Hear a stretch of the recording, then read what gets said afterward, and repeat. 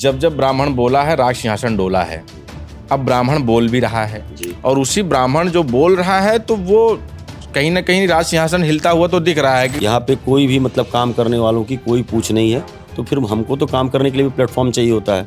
ऐसे में अखिलेश जी का साथ मिला, सहयोग मिला, ब्राह्मण का झुकाव तेजी से इस वक्त समाजवादी पार्टी की तरफ हो रहा है। कम से कम स्टेट बीजेपी में तो मैं आपको क्लियरली बता सकता हूँ कि ब्राह्मण्स की कोई से नहीं है। जी। बिल्कुल क्लियर है ये बात। विधानसभा का चुनाव कहाँ से लड़ेंगे? हम मायावती भी जोड़ने की बात कर रही है कि हम ब्राह्मण समाज को जोड़ेंगे, ब्राह्मण समाज हमारे साथ। और एक बार वो 24 में तो ब्राह्मण समाज ने कई सारी सीटों पर समाजवादी का साथ दिया था, तो आप ऐसा नहीं कह सकते। समाजवादी पार्टी को 2027 में कहाँ देख रहे हैं? बीजेपी तो चाहती है कि 4 ब्राह्मण बैठ के कहीं बात ही ना करें, नहीं तो धारा 144 लगा देंगे। इनका तो ये हाल है। अखिलेश यादव जी को किस तरह का नेता मानते हैं आप? कैसे उनकी पॉलिटिक्स को देखते हैं?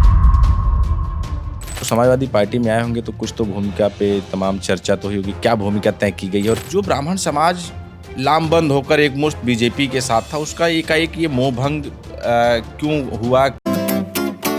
2027 विधानसभा चुनाव को लेकर समाजवादी पार्टी जिस तरह से ग्राउंड पर सक्रिय नजर आ रही है और लगातार नए नए चेहरे अपनी पार्टी में शामिल करे, इससे पहले चाहे नसीमुद्दीन सिद्दीकी हो या फिर जो है राजकुमार पाल, उन्होंने इससे पहले पार्टी ज्वाइन की थी। लेकिन अभी हाल ही में एक चेहरा जो रोहित पांडे, जो पूर्व प्रत्याशी संत कबीर नगर लोकसभा प्रत्याशी रहे कांग्रेस पार्टी से, उन्होंने समाजवादी पार्टी ज्वाइन की और जिसकी धमक इस समय चर्चा हर ओर उस चीज़ की चर्चा है कि ये ज्वाइनिंग बड़ा फेमस रही।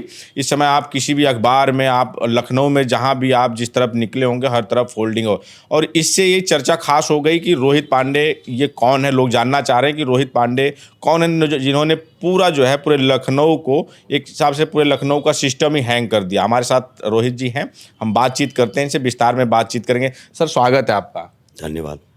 समाजवादी पार्टी में आपकी ज्वाइनिंग हुई और आपने पूरा सिस्टम ही हिला दिया है। इस समय आपकी ही चर्चा हो रही है हर तरफ। नहीं, देखिए, सिस्टम हिलाने जैसी तो कोई बात नहीं है। यूजुअल जो ज्वाइनिंग में मैंने होता है वही किया मैंने। बैनर पोस्टर लगते ही हैं, न्यूज़पेपर में विज्ञापन, ऐड या विज्ञप्ति ये जाती ही है। हाँ, जहाँ तक बात है, जन समूह हमारे साथ काफ़ी संख्या में लोग आए। मैंने जिसको भी कहा सब लोग हर्षोल्लास के साथ इस पे इन्होंने हमारा साथ दिया और ज्वाइनिंग में हमारे साथ रहे। आप जिस तरह से विजुअल आप देखिए, आप विजुअल में देखेंगे कि किस तरह से जो वहाँ पर शंखनाद हुआ, ब्राह्मण समाज खासकर हर्षोल्लास से, जिस तरह से रोहित पांडे जी ने बताया, हर्षोल्लास के साथ कल जो जिस तरह का हर्षोल्लास दिखा हमें, आप विजुअल पहले देखिए। 2027 का शंखनाद है क्या? बिल्कुल शंखनाद हो गया है। हो गया। शंखनाद हमारा ये शंखनाद कर दिया है। हाँ, कर दिया। अब ब्राह्मण शंख बजाएगा और साइकिल बढ़ता जाएगा, बढ़ती जाएगी। अब देख रहे होंगे कि हर किसी के चेहरे पे, जो लोग आए थे शंखनाद के साथ, समाजवादी पार्टी के कार्यालय पर शंखनाद हुआ और लोग कह रहे थे कि इस बार ब्राह्मण शंख बजाएगा, साइकिल बढ़ता जाएगा। तो ये जो शंखनाद था, ब्राह्मण, खासकर जो ब्राह्मण समाज के लोग पहुंचे थे तमाम, उनका ये कहना था कि ये शंखनाद हो गया है 27 का। जी, जैसा कि आप सभी लोग जानते हैं, मैं ब्राह्मण समाज से आता हूँ। हमारा संपर्क, हमारी रिश्तेदारियाँ सब इस समाज में हैं। तो सारे लोग आए थे और शंखनाद करना ये तो उनके हर्षोल्लास का प्रतीक था। वो जैसे अपने आप को व्यक्त करना चाहते थे उन्होंने वैसे व्यक्त किया। और इस बात में सच्चाई है कि ब्राह्मण का झुकाव तेज़ी से इस वक्त समाजवादी पार्टी की तरफ हो रहा है, क्योंकि पूर्व में कुछ ऐसी घटनाएँ हुई हैं जिससे ब्राह्मण समाज संतुष्ट नहीं है। तो वो समाजवादी पार्टी को एक नए विकल्प के रूप में प्रदेश में देख रहा है। तो ये 2027 में यानी कि ब्राह्मण जा रहा है, जिस तरह से कल दिखा जो हर्षोल्लास, वो परिवर्तन की तरफ बढ़ चुका है, परिवर्तन चाह रहा है क्या? आप लोग मीडिया में हैं, आप लोग आते जाते मिलते जुलते रहते हैं, सैकड़ों इंटरव्यू करते रहते हैं। आपको खुद ये दिखाई दे रहा होगा कि ब्राह्मणों का मोहभंग इस सरकार में से ज़्यादा हो चुका है अब, और धीरे धीरे वो वोट में कन्वर्ट होगा। और चूंकि यहाँ की सबसे बड़ी विपक्षी पार्टी समाजवादी पार्टी ही है और वही बीजेपी को चैलेंज करने की स्थिति में है, तो नए विकल्प के तौर पे ब्राह्मणों के लिए सबसे अच्छा विकल्प समाजवादी पार्टी है और अखिलेश जी का नेतृत्व। लेकिन समाजवादी पार्टी ठीक है विपक्ष में है पिछले 10 साल से। आपने समाजवादी पार्टी क्यों चुनी? तमाम जो राष्ट्रीय, आप कांग्रेस से तो आए हैं, ब्राह्मण समाज इस समय तमाम मायावती भी जोड़ने की बात कर रही है कि हम ब्राह्मण समाज को जोड़ेंगे, ब्राह्मण समाज हमारे साथ। और एक बार वो ये एक्सपेरिमेंट कर चुके हैं जो 2007 में उनका सफल रहा था। देखिए, 2000 से लेकर के 2007 तक जो मायावती जी की राजनीति थी वो काफ़ी बोल्ड पॉलिटिक्स थी। जी। लेकिन पिछले 10-15 सालों में ये देखा गया है कि उत्तर प्रदेश के राजनीतिक क्षितिज से वो धीरे धीरे धूमिल होती जा रही हैं। तो ऐसा तो लग ही नहीं रहा। पिछली बार उनको विधानसभा में सिर्फ 1 सीट मिली, जी। लोकसभा में भी उनका प्रदर्शन कोई बहुत अच्छा नहीं रहा। जी। तो वोट बैंक तो उनके पास है, जी। लेकिन वो जब तक नेता या पार्टी नेतृत्व जनता के बीच में उतर करके जनता की अपेक्षा के अनुसार काम नहीं करेगा, लोगों का मोह भंग हो जाता है। तो पिछले 10 साल से वो मैं नहीं समझता हूँ वो उतनी प्रोएक्टिव नहीं रही जितना वो हुआ करती थी। इससे उनकी पार्टी को काफ़ी नुकसान हुआ है। तो बसपा जो है भाजपा का मुकाबला करने की स्थिति में अभी कहीं भी नहीं है। दूसरी चीज़ ये कि कहीं ना कहीं पॉलिटिकल सर्किल में ये चर्चा रहती है कि she is influenced by BJP. जी। तो जो नॉन बीजेपी वोटर है, मुझे नहीं लगता है कि वो जो बीजेपी को अब सपोर्ट करना नहीं चाहता है इस चुनाव में, मुझे नहीं लगता कि वो बीएसपी के साथ जाएगा। सर एक सवाल अगर ले लिया जाए, ये सब हर किसी के मन में है कि जो ब्राह्मण समाज 2014, 2017, फिर 2019, 2022 तक और कहा जाए तो 2024 भी, जो ब्राह्मण समाज लामबंद होकर एक मुश्त बीजेपी के साथ था, उसका एकाएक ये मोह भंग क्यों हुआ? इसके पीछे के लोग कारण जानना चाहते हैं, क्योंकि अब ब्राह्मण मुखर होकर बोल रहा है भारतीय जनता पार्टी के खिलाफ, योगी आदित्यनाथ जी के खिलाफ।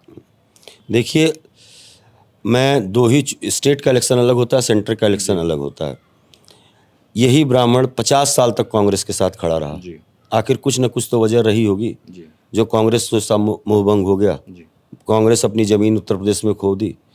पार्टियां आती हैं, हम जनता या कोई समाज किसी पार्टी को चुनता है, जब पार्टियों को अपने अपेक्षाओं पे खरा नहीं पाता है या वो देखता है कि जिसको हम वोट दे रहे हैं वो हमारे ही अगेंस्ट हैं या हमारी ही चीज़ें नहीं हो पा रही हैं, तो ही मोह भंग होता है।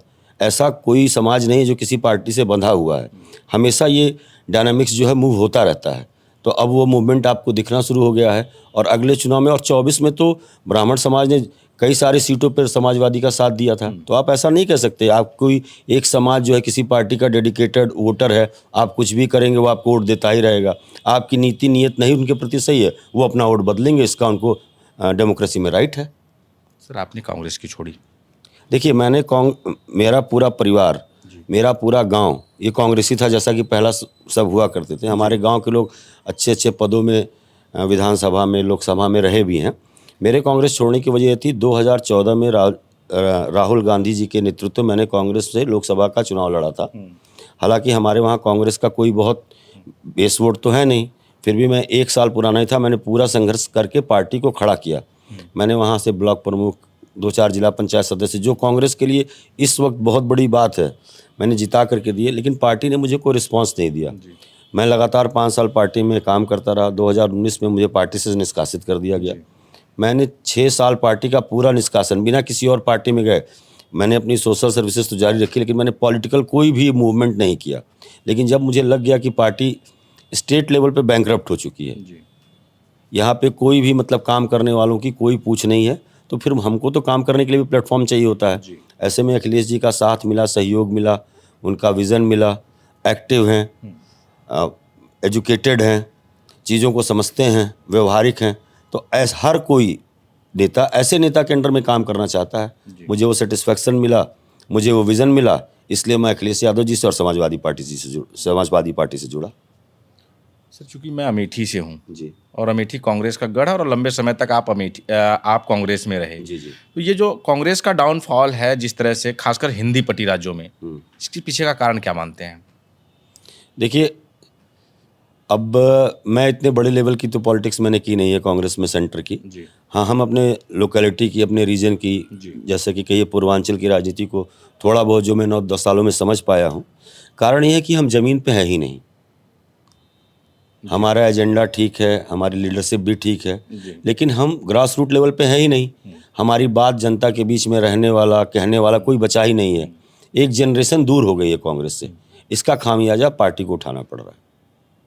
आप कह रहे हैं कि कांग्रेस ज़मीन पे है ही नहीं, लेकिन इमरान मसूद जी हों चाहे अजय राय जी हों, वो ये कह रहे हैं कि जो समाजवादी पार्टी की 37 और गठबंधन के साथ मिलकर 43 सीटें आई हैं 2024 के लोकसभा चुनाव में, वो कांग्रेस की वजह से आई हैं। और वो ये कह रहे हैं कि कांग्रेस कभी अजय राय जी कहते हैं हम 403 सीटों पर अकेले लड़ेंगे, वो कहते हैं कि हम गठबंधन में 173 सीटों पर। भी नया बयान आया इमरान मसूद का, कह रहे हैं हम 173 सीटों पर अकेले लड़ेंगे। देखिए, ये तो पॉलिटिकल पार्टीज़ की स्ट्रेटजी होती है, प्रेशर टैक्टिक होती है कि कैसे वो सीट निगोसिएशन। मेरा इतना बड़ा न सोच न इतनी बड़ी काम है। जहाँ तक इमरान मसूद जी की बात है, वो खुद बहुत मजबूत आदमी हैं, मजबूत परिवार से आते हैं। उनका अपना ही वोट बहुत ज़्यादा है, निजी वोट, मैं उनको जानता हूँ।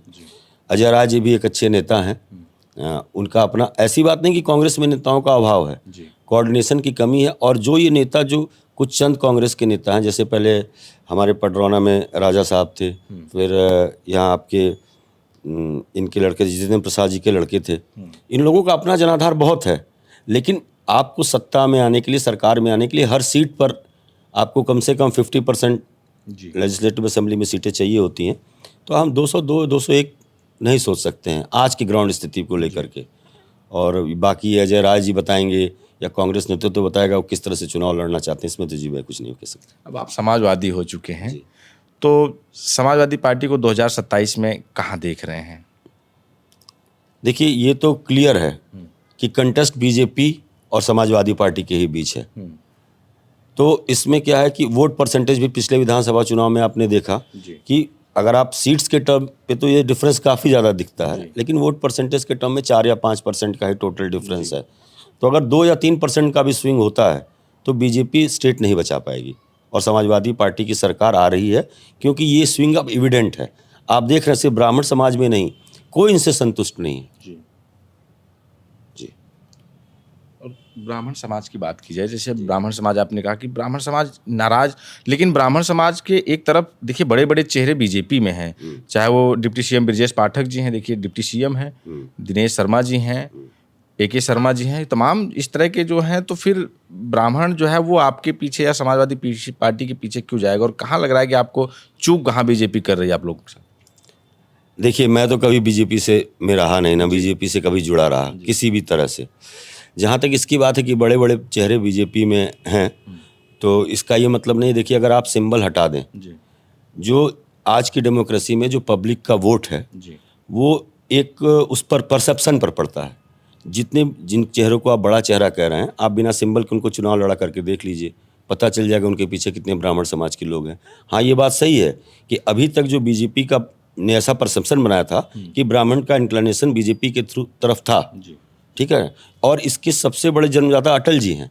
ये अटल बिहारी वाजपेयी की देन है कि जो लेटरल शिफ्ट ब्राह्मण वोट का हुआ था कांग्रेस से बीजेपी की तरफ, वो अटल जी की वजह से हुआ था। हाँ, बीजेपी ने उसको कैपिटलाइज किया, उसको यूज़ करके वो स्टेट में और सेंटर में कई बार सत्ता में आए। लेकिन अगर आप, जैसे हमने आपको वोट दिया, हम देते जा रहे हैं, लेकिन अगर आप परफॉर्म नहीं कर रहे हैं तो भाई हम वोटर हैं, we are not bounded to anyone.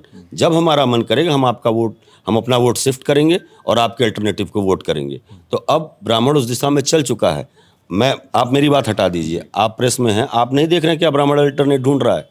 जिस तरह की पूर्व में घटनाएं हुई हैं पिछले 3-4 महीनों में, अभी आप एक वो घटना देखिए जो कुछ ब्राह्मण विधायकों ने बीजेपी के सिर्फ लंच या कुछ लिट्टी चोखा का प्रोग्राम एक साथ कर लिया था। सारे संप्रदाय, सारे कम्युनिटीज़ के लोग, सारे कम्युनिटीज़ के विधायक मीटिंग करते हैं, कोई ऑब्जेक्शन नहीं होता है, उसमें हाहाकार मच गया।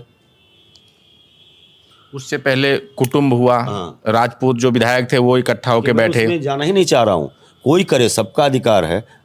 अगर मैं लीडर पॉलिटिक्स कर रहा हूँ या लीडरशिप कर रहा हूँ तो मैं अपनी कम्युनिटी को ही तो स्ट्रांग करने के लिए कर रहा हूँ। आप भीमराव अम्बेडकर जी का उदाहरण लीजिए, आज उन्हीं की देन है कि आज जिनको सबसे दबा हुआ, कुचला हुआ या पतित समाज माना जाता था, आज वो उठ करके खड़ा है। तो अगर कोई पॉलिटिशियन है तो उसकी ये जिम्मेदारी है। अगर हमारे ग्रुप के लीडर्स कहीं बैठ करके या किसी भी XYZ, मैं किसी को उसमें बुरा नहीं मानता हूँ, चाहे वो क्षत्रिय समाज हो, चाहे वो वैश्य समाज हो, चाहे वो कुर्मी समाज हो, चाहे वो लोध समाज हो, ठीक है, चाहे वो राजभर समाज हो, तो सब नेता अगर अपने अपनी इसकी मीटिंग कर रहे हैं अपने अपने कुनबे की, तो इसमें कोई प्रॉब्लम नहीं होना चाहिए। उनको उस बात को उन्होंने इतना बड़ा पॉलिटिकल प्रोपेगेंडा बना दिया, तो ये सारी चीज़ें गलत हैं। तो इससे ब्राह्मणों में नाराज़गी है कि भाई हम अपनी बात आपस में भी नहीं कर सकते हैं, बाहर करने की तो बात अलग है। बीजेपी तो चाहती है कि 4 ब्राह्मण बैठ के कहीं बात ही ना करें, नहीं तो धारा 144 लगा देंगे। इनका तो ये हाल है। मैं इसी पे बात कर रहा था कि कुटुंब के नाम से होती है, राजपूत विधायक बैठते हैं, फिर ब्राह्मण विधायक बैठते हैं, उसके बाद फिर लोधी समाज की मीटिंग होती है, उसके बाद फिर कुर्मी समाज के ही विधायक बैठ लेते हैं। तब ये ना तो किसी ने नोटिस जारी किया, ना किसी ने कोई बवाल हुआ, लेकिन जैसे ही ब्राह्मण समाज के जो विधायक थे वो बैठते हैं तो उस पर जो है नोटिस जारी हो जाता है कि इस तरह की जो गलती है आगे ना हो, नहीं बर्दाश्त से बाहर है, ये पार्टी लाइन के खिलाफ है। तो क्या लगता है कि जो ब्राह्मण समाज के जो लीडर हैं, डिप्टी सीएम से लेके जो मंत्री हैं तमाम, वो ब्राह्मण समाज की बात उस तरह से नहीं रख पा रहे हैं, या उस मजबूती के साथ अपने आप को नहीं पेश कर पा रहे हैं कि पार्टी ये कहे कि भाई मेरे साथ एक कम्युनिटी के ब्राह्मणों का वोट भी तो आपको लेना है?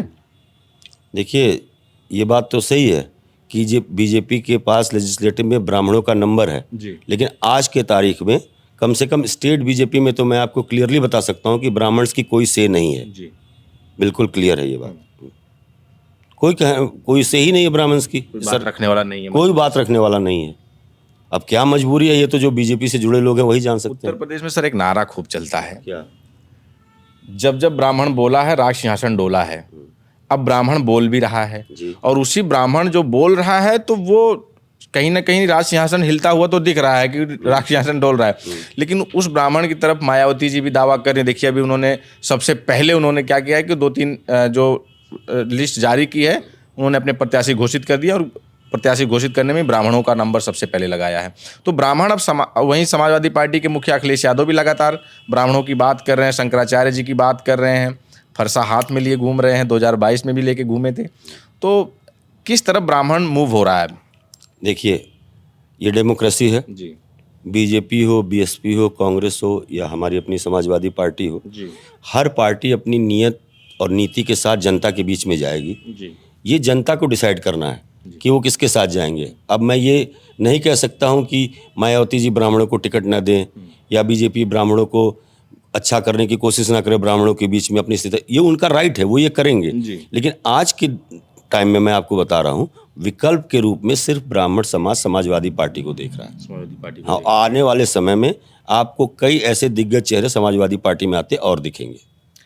इस समय शंकराचार्य अविमुक्तेश्वरानंद जी धर्म युद्ध यात्रा लेकर निकल पड़े हैं और वो लगातार बीजेपी के खिलाफ ही, कहा जाए तो योगी जी की और शंकराचार्य जी की ठन चुकी है। वो उनसे प्रमाण पत्र मांगा जा रहा है आपके शंकराचार्य होने का, और वो उनको ये कह रहे हैं कि हिंदू विरोधी हैं, गौ माता की रक्षा नहीं कर पा रहे। जिस तरह से बटुकों की चोटी उखाड़ी गई, फिर जो ये पूरा प्रशासन एक बन रहा है, तैयार हो रहा है, नैरेटिव तैयार हो रहा है, इसको किस तरह से देख रहे हैं? और खासकर जो शंकराचार्य जी के साथ हुआ, उनके ऊपर आरोप लगाया गया, तमाम शंकराचार्य होने का प्रमाण पत्र मांगा गया, उसके बाद फिर उनके ऊपर ही जो है उनके बटुकों के साथ ही आरोप लगा दिया गया कि वो जो है पॉस्को तक का मुकदमा दर्ज कराने की बात करनी गई। देखिए, पहली बात तो हम लोग पॉलिटिशियन हैं जी धर्म में हम बहुत ज़्यादा पढ़ना नहीं चाहते हैं। किसी भी धर्म गुरु के साथ, हमारा कंट्री सेकुलर कंट्री है, किसी भी धर्म गुरु के साथ, क्योंकि ये देश आस्थावान देश है, हम एथिस्ट कंट्री तो है नहीं। यहाँ हर व्यक्ति की किसी न किसी गुरु से, किसी न किसी भगवान से, भगवान के अलग स्वरूपों से आस्था है। तो हमारा कॉन्स्टिट्यूशन कहता है कि हम किसी की आस्था को ठेस ना पहुँचाए। तो अगर वो धर्म गुरु हैं तो हमारे कंट्री के सेटअप में और हमारे कल्चर के सेटअप में, मैं ब्राह्मण की बात कर रहा हूँ, ये पिलर हैं। तो उन सरकार को भी उनसे दूरी रखनी चाहिए, जो उनका उचित मान सम्मान है उनको मिलना चाहिए।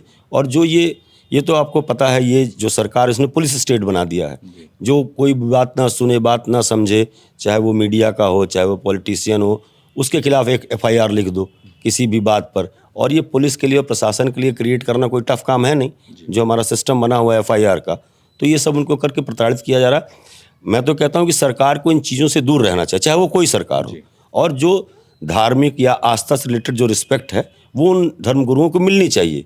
लेकिन अब क्या किया, मैंने कल अपने संबोधन में भी बोला कि बीजेपी ने जो बहुत थिन सिल्वर लाइनिंग है रिलीजन के बीच में और आप समझ लीजिए पॉलिटिक्स के बीच में, जब भी आप उसको फेड करेंगे तो आपको ये सब प्रॉब्लम फेस करनी पड़ेगी।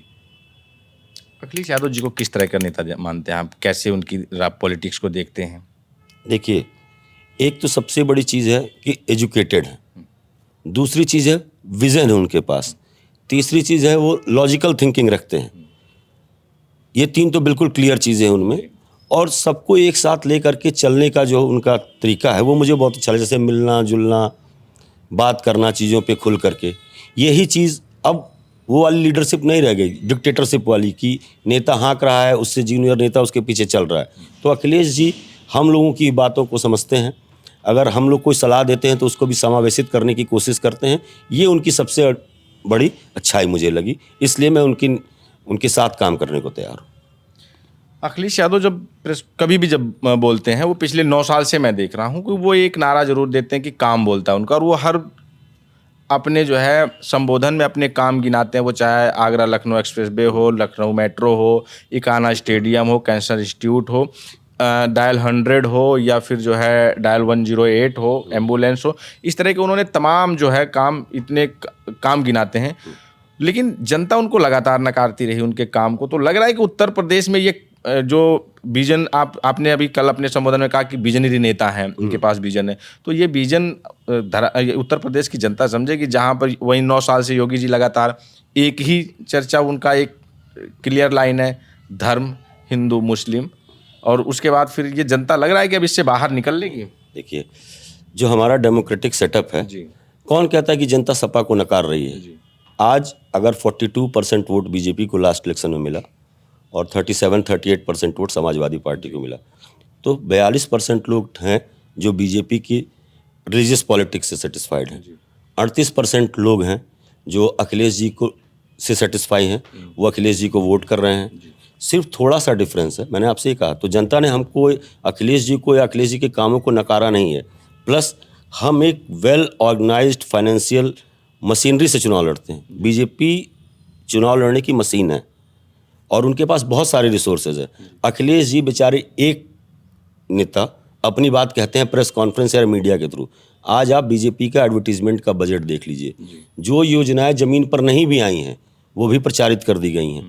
प्लस जब इलेक्शन लास्ट में आता है, जैसा कि आपने बिहार में देखा, 10-10 हज़ार रुपये उस दिन उनके अकाउंट में भेज दिया जाता है। अभी सुप्रीम कोर्ट ने बहुत सख्त टिप्पणी की है। तो अगर आप इसको देखेंगे, ट्रांसपेरेंट व्यू में देखेंगे, तो आपको लगेगा तो वोट खरीदा जा रहा है सरकार द्वारा।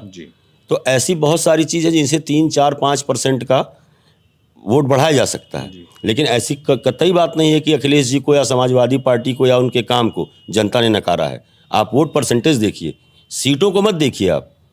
आप जनता का देखिए, क्या रेशियो जो हमारे साथ है, क्या रेशियो जो उनके साथ है, हम किस मैकेनिज्म से वो वोट ले पा रहे हैं, वो कौन कौन सा मैकेनिज्म लेकर के अपने वोट को एनहांस कर रहे हैं। तो ये बहुत कॉम्प्लेक्स डिस्कशन है, ठीक है। तो इसमें नकारात्मक जैसी कोई बात नहीं है। जनता एक्सेप्ट करती है, जनता मानती है, लेकिन वोट कई आधार पे, कई तरह का उसमें वो होता है जिसको देख करके जनता वोट करती है। उसमें जो परसेंटेज डिफरेंस आता, हाँ, सरकार नहीं बनती है तो आपको लगता है कि अच्छा विपक्ष तो पूरा नकारात्मक हो गया, लेकिन आप विपक्ष का वोट परसेंटेज देखिए, बीजेपी का वोट परसेंटेज देखिए, उसको कंपेयर कीजिए। 2022 के चुनाव में महज समाजवादी पार्टी और भाजपा में 5 लाख वोटों का डिफरेंस था। नहीं 5 लाख वोट नहीं, 5% का डिफरेंस था।